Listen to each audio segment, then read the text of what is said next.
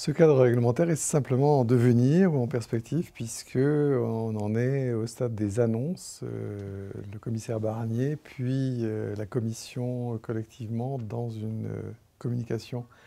publiée le 26 octobre dernier,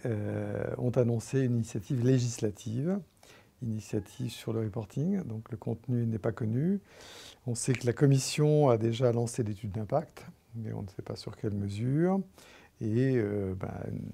contenu peut être précis comme il peut être très large. Donc pour le moment, c'est le mystère. Ce que nous savons, c'est qu'elle visera principalement à harmoniser des dispositions nationales qui existent au niveau de quelques États qui ne sont pas des moindres, puisque, bon, il y a nous, la France, depuis 2001, avec 10 ans plus tard, ou presque 10 ans plus tard, la loi Grenelle 2, qui étend le reporting, mais il y a aussi en 2004 la Suède, en 2006 la Grande-Bretagne avec le Company Act et en 2008 le Danemark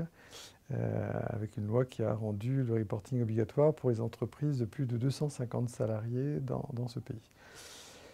Si vous ajoutez à cela que les stock exchanges, les bourses d'un certain nombre de pays ont des exigences en matière de transparence qui passent par le reporting, il y avait le risque d'une sorte de création de maquis. Et la Commission, à notre demande d'ailleurs, car nous avions ce souci-là aussi, et nous l'avions exprimé lors de la présidence de l'Union européenne exercée fin 2008, la Commission donc veut y mettre un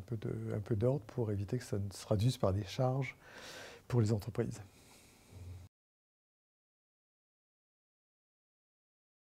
Alors, je ne peux pas parler pour la Commission. Je peux vous dire que ce qui nous semble